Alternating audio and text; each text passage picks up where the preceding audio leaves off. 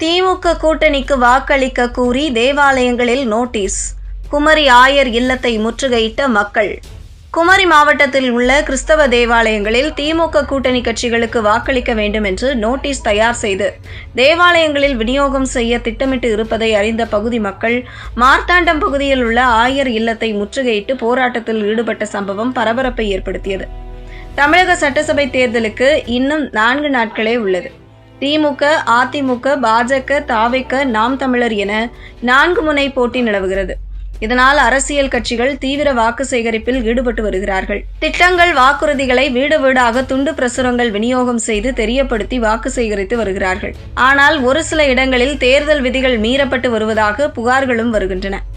சமய சார்பின்மை அரசியல் காப்போம் என்ற தலைப்பில் கன்னியாகுமரி மாவட்டம் ரோமன் கத்தோலிக்க சபையின் குளித்துறை மறை மாவட்டம் சார்பில் ஒரு துண்டு பிரசுரம் தயார் செய்யப்பட்டு நாளை காலை தேவாலயங்களில் திருப்பலி முடிந்ததும் இதனை விநியோகம் செய்ய திட்டமிட்டிருந்தனர்.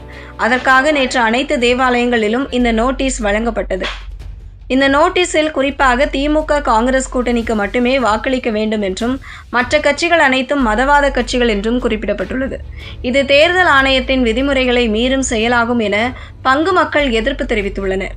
இதனை பிரசுரித்தது தமிழக ஆயர் பேரவை தமிழ்நாடு மற்றும் கிறிஸ்தவ வாழ்வுரிமை இயக்கம் தமிழ்நாடு ஆகிய அமைப்புகள் ஆகும்.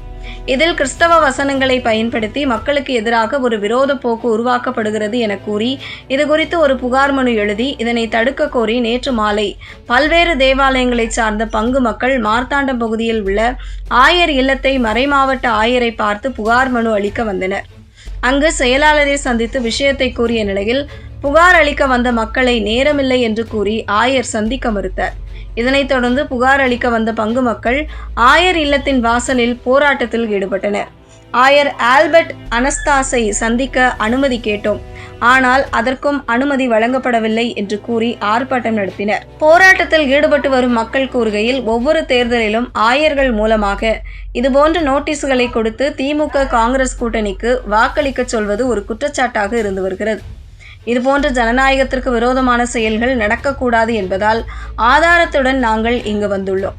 எங்கள் தேவாலயத்தில் இருந்தே இந்த நோட்டீஸை எடுத்து வந்திருக்கிறோம். சமூக ஊடகங்களிலும் இது ஏற்கனவே பகிரப்பட்டு விட்டது.